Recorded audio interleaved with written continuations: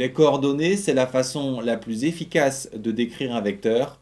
On voit ici la formule qui permet de les calculer. Quand les vecteurs sont dessinés, c'est très facile de trouver leurs coordonnées. Pour U, on regarde d'abord le déplacement horizontal, 3, puis le déplacement vertical, 1.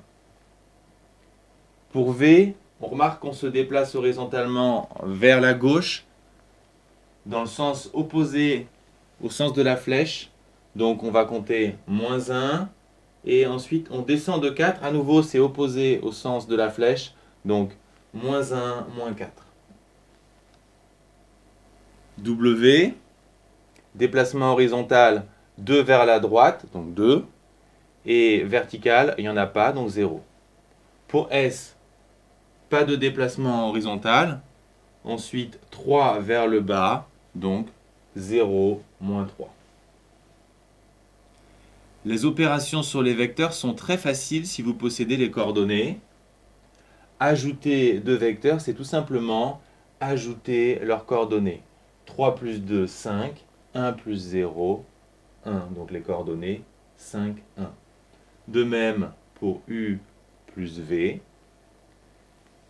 Et si vous faites la différence, ça continue à marcher. U moins V, vous faites la différence entre les coordonnées. Si vous multipliez un vecteur, ça marche aussi très bien. Il suffit de multiplier les coordonnées. 4U, c'est 4 fois 3, 12. 4 fois 1, 4. 12, 4. Si vous devez faire une combinaison avec des multiplications et des sommes, comme ici, vous travaillez coordonnée par coordonnée. Pour V moins 2S, on va faire -1, moins 2 fois 0, -1, et de même pour le Y. Et ceci marche pour n'importe quelle combinaison.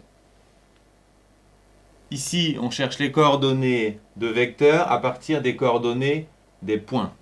Si on peut faire un dessin, il n'y a pas de difficulté. On place le point A, 1, 2. De même pour les points B et C. Et on lit directement sur le dessin AB 2, 3 et AC -4, 2. Pour trouver les coordonnées de AD, c'est plus compliqué car on ne peut pas placer le point D sur le dessin, donc il nous faut une formule. Pour la trouver, on va observer AB et chercher le mécanisme qui nous permet d'avoir 2, 3 jusqu'à dégager une formule. Pourquoi la première coordonnée de AB c'est 2 ? 2, c'est ce déplacement horizontal, donc la différence entre l'abscisse de A et l'abscisse de B. C'est 3 moins 1. Et de même, le 3 ici, c'est la différence entre les ordonnées de A et de B, donc 5 moins 2. Autrement dit, les coordonnées de AB, on les obtient en faisant la différence des abscisses et la différence des ordonnées. Attention, toujours coordonnées du deuxième point moins coordonnées du premier. Finalement, pour trouver AD, on applique la formule. Ça va donner XD moins XA, YD moins YA. On remplace avec les coordonnées de A et de D, puis on termine le calcul.